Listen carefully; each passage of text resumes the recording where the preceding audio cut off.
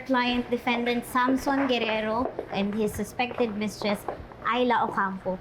Kinasuhan sila ng concubinage ng wife ni Samson na si Feliz Guerrero. Oh, so they have an affair. Na siyang ipoprove natin na hindi totoo as a defense counsel.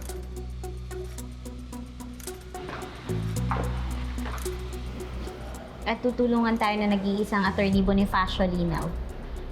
Tony Matias, mukhang buo ng team ah. Attorney, With your cute intern, Your Honor. Uy, grouping naman tayo.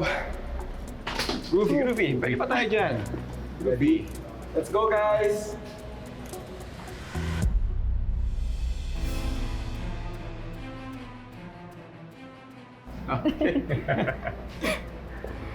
Let's go.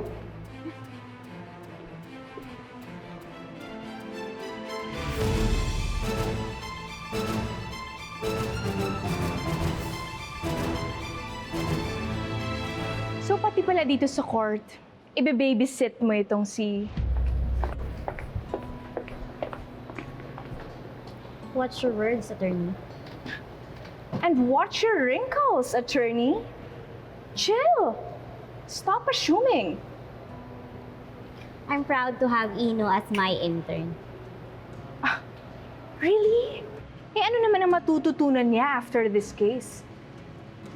Sa bagay, marami naman talagang matututunan sa pagkatalo. Especially now na magiging rematch natin ito.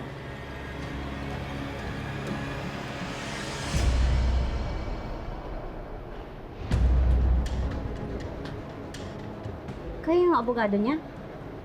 Yup, you heard it right.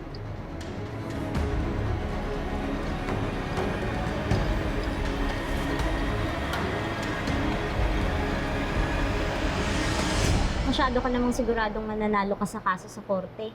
Eh, dito pa lang wala ng kaso. Oh, come on! We should leave now, Attorney Era.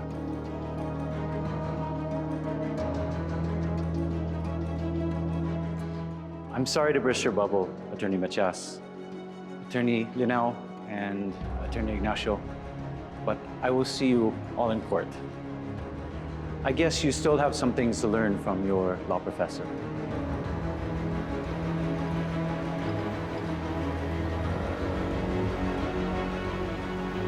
Okay, so hindi yan makapaniwala na law professor natin ang makakalaban natin. one for the books. Bakit siguradong sigurado si Attorney Spanky na makakahanap ng probable cause ng fiscal para ituloy yung kaso? Ano ba yung nakikita niya na di natin nakikita? Alam na kaya ni na Era yung sa baby maker defense natin?